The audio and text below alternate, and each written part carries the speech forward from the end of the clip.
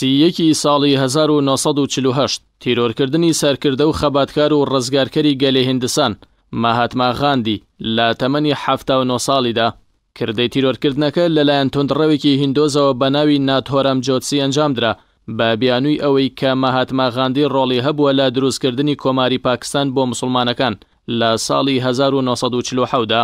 ماهاتما غاندی بە ڕزگارکەری هیندستاندا دەنرێت لە ژێردەستەی و مستەعمەری بەریتانیا و توانی دوای سەدان ساڵ لە ژێردەستەی و چەوساوەیی هیندستان بگەێنێتە سەربەخۆیی و بیکاتە یەکێک لە وڵاتە سەربەخۆکان و سوپاودام و دەستگای بەریتانیا لە وڵاتە بکاتە دەرەوە. ماهاتما غاندی بڕوای بە توندوتیژی و شەڕ و کوشتار نەبوو، ئەو ڕزگارکەرێک بوو چەکی دەستی تەنها بریتی بوو لە چڵە زەیتونێک، ئەو کاری دەکرد بۆ هۆشیارکردنەوەی میلەتەکەی بە مافەکانیان و دەرکردنی بەریتانیا لە وڵاتە.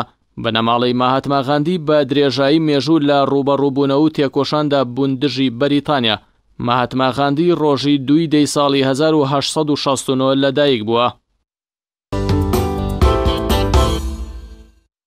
31 ساڵی 2001 پاش 9 ساڵ بەسەر کۆنگرەی یەکەمی دایەکێتی نیشتیمانی کوردستان کۆنگرەی دووەمی خۆی لە شاری سلێمانی دەبەستێت.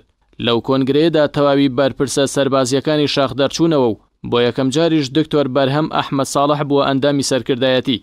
یەکێتی ئەگەرچی شەڕی ئازادی و مافەکانی ژنانی دەکرد، بەڵام لەو کۆنگرەیەدا هیچ ژنێک دەرنەچوو بۆ ئەندامەتی سەرکردایەتی حیزبەکەی.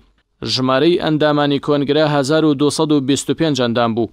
ژمارەی ئەندامانی سەرکردایەتیش لە 23 ئەندامەوە بۆ 45 ئەندام زیاد کرا.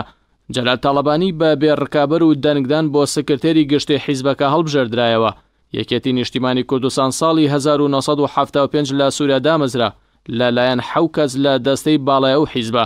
لە مێژووی 45 ساڵی تەمەنیدا تەنها 4 جار کۆنگرەی بەستووە، ئەگەرچی لە پەیڕە و پرۆگرامیدا هاتووە کە 4 ساڵ جارێک دەبێت کۆنگرە ببەستێت و لە نێوان هەر کۆنگرەیەکیشدا کۆنفرانس و پلینیۆمی خۆی گرێ بدا. کۆنگرەی یەکەم یەکێتی لە ڕۆژانی 29 و 31 ساڵی 1992 لە دوای ڕاپەڕین بەڕێوەچوو. تێیدا کۆمەڵی ڕەنجدەران و یەکێتی شۆڕژگەڕان هەڵوەشێندرانەوە. هەر لەو کۆنگرەیەدا عومەری سۆفی عەبدوڵڵا ناسرا و بە عومەر دەبابە بە هۆی نەخۆشی دڵاکوتێوە کۆچی دوایی کرد.